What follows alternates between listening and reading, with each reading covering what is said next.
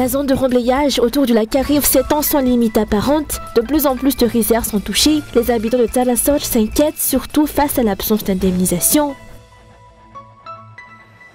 Suite aux propos du député de Fianarantsoa, le président du parti Kitan rejette fermement l'idée d'un troisième mandat pour André Rajoelina. Après plus de 7 ans au pouvoir sans progrès notable, il estime que ce second mandat est déjà une souffrance pour la population. De l'actualité internationale, l'administration américaine compte appliquer à partir du 1er août les vastes droits de douane annoncés début avril, puis rapidement suspendus le temps de négocier avec l'ensemble des pays, mais à quelques jours de la date butoir, seuls 2 accords ont officiellement été conclus.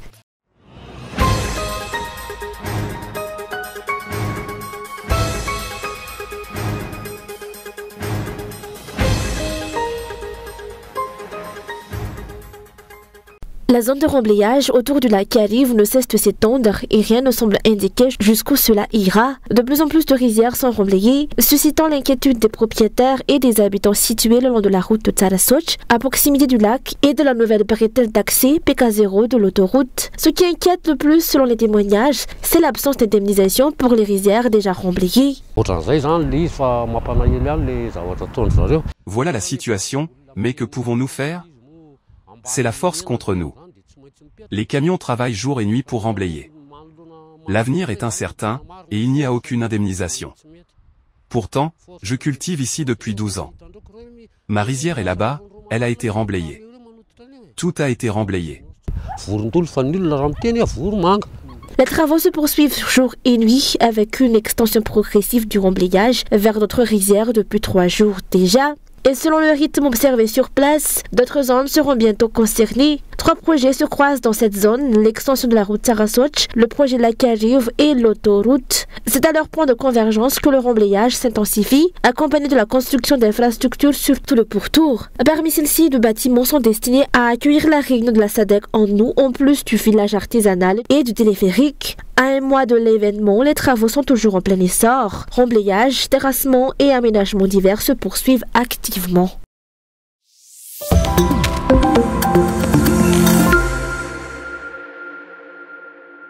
Face aux propos tenus par un député de Fianarantsoa lors de la visite régionale des dirigeants dans la localité vendredi dernier, concernant sa demande d'un 3e mandat pour André Rajoelina, le président du parti Kitan a été direct en déclarant qu'un 3e mandat du régime Rajoelina n'était pas nécessaire. La Constitution stipule clairement que le mandat présidentiel est limité à 2 ans et ne pas respecter cela constituerait une violation de la loi. D'autre part, André Rajoelina est au pouvoir depuis plus de 7 ans maintenant et aucun développement significatif n'a été constaté. Au contraire, ces actions ont détruit le pays et appauvri la population. Un 3e mandat n'est plus digne d'André Rajoelina et même ce 2e mandat est déjà une souffrance pour la population selon les explications.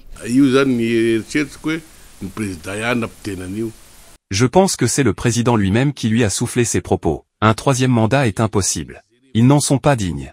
Regardez la pauvreté des Malgaches, ils meurent de faim, ne peuvent pas aller à l'hôpital, il n'y a pas de route, pas d'électricité, pas d'eau, pas d'école, et l'insécurité règne. On devrait même arrêter ce 2e mandat, car s'il continue, tout le monde va mourir. Regardez ce qui se passe à Ikung. Ce régime n'a pas de politique d'État pour diriger le pays, seulement du tape à l'œil.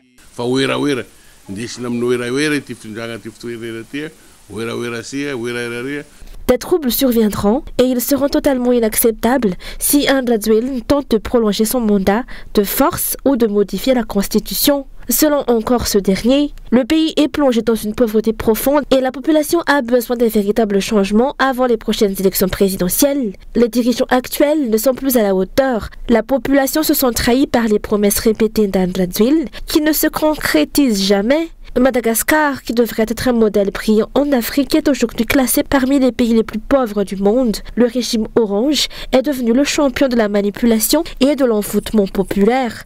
Le peuple doit désormais réfléchir et refuser d'être trompé une nouvelle fois. Les dirigeants doivent respecter la loi s'ils souhaitent véritablement une démocratie.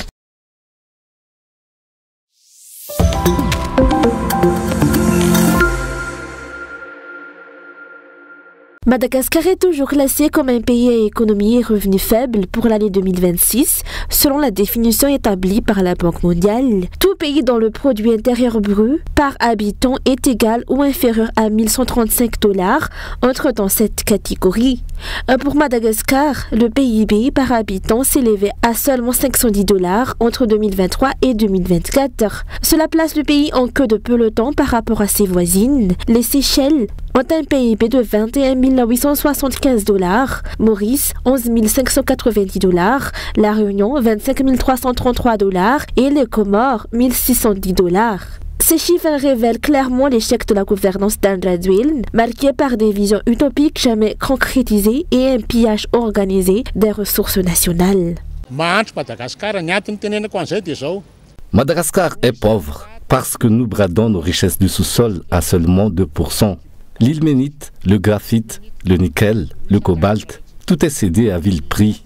Comment pourrions-nous nous enrichir dans ces conditions? Andradwil et sa clique appauvrissent le pays. Je m'adresse à eux. Ces richesses ne vous appartiennent pas à vous seuls. Nous sommes 30 millions et chaque citoyen devrait être consulté avant d'accepter qu'on cède nos ressources à seulement 2%. Tout est vendu aux étrangers et même la Jirama est poussée vers la privatisation.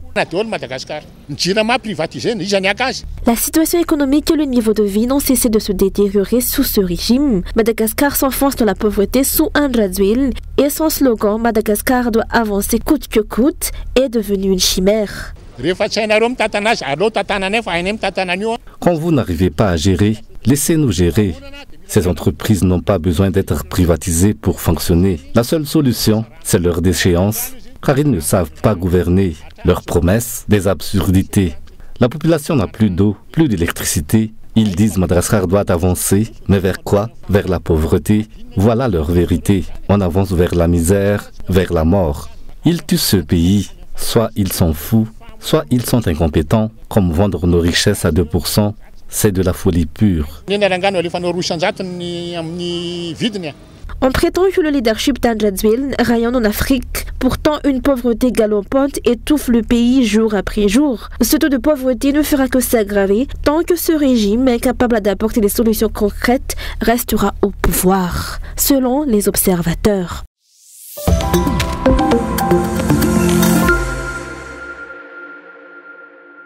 Le gouvernement malgache fait face à d'importantes difficultés financières pour atteindre les objectifs de développement durable à l'horizon 2030. Le financement des Nations Unies pour Madagascar reste largement insuffisant, notamment en raison du retrait des États-Unis qui était le principal bailleur de fonds. Il convient de rappeler que la première phase des ODD n'a pas pu être atteinte en grande partie à cause des différentes crises traversées par le pays. Désormais, la deuxième phase, entre 2024 et 2028, est-elle aussi confrontée à de sérieux obstacles financiers alors qu'il ne reste plus que 5 ans avant l'échéance de 2030. On n'a pas atteint les ODD à cause des crises précédentes.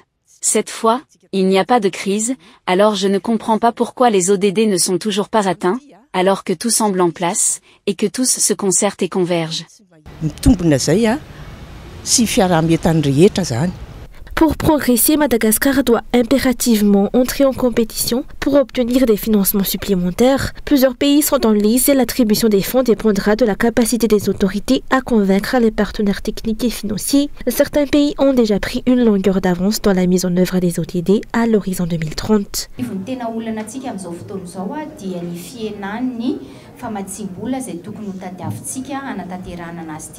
Notre principal problème réside dans la baisse du financement destiné à la réalisation des objectifs. Il s'agit d'une baisse à l'échelle internationale, ce qui crée une forte concurrence entre les pays pour capter ces ressources. Madagascar fait partie de ceux qui luttent activement pour obtenir ces financements.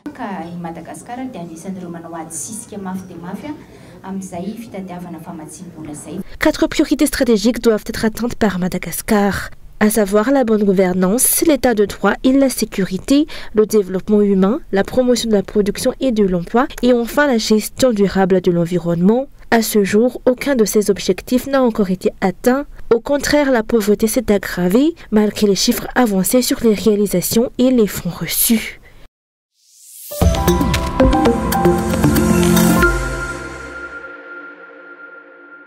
Le Le baccalauréat catholique a débuté ce lundi 7 juillet. Deux matières fondamentales sont obligatoires pour cet examen, la religion et l'éducation à la vie et à l'amour. Ces disciplines constituent les spécificités du baccalauréat catholique, le distinguant du baccalauréat général. Au centre d'examen Nisekultikana Lamaïd, la chef de centre a indiqué que la majorité des candidats inscrits étaient présents, malgré quelques absences signalées. Les épreuves ont commencé ce matin par la philosophie, suivie de la religion l'après-midi. Selon les candidats interrogés, le début de l'examen s'est révélé accessible, renforçant leur confiance pour le baccalauréat général, prévu le 21 juillet prochain.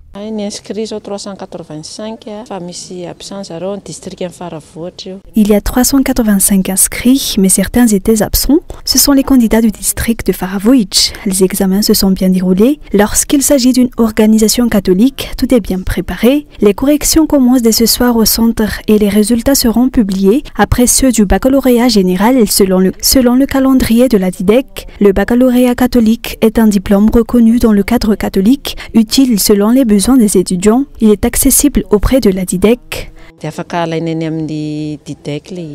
L'examen se poursuivra jusqu'à ce vendredi. En parallèle, plusieurs Cisco ont commencé à publier les résultats du BEPC depuis ce dimanche. C'est notamment le cas pour Amband, Soniran, Maevatanan, Solal, Anuspe, Akazwab, Manz et Manzakandin. Les résultats pour Atalanajiv et d'autres régions sont encore attendus dans les prochains jours.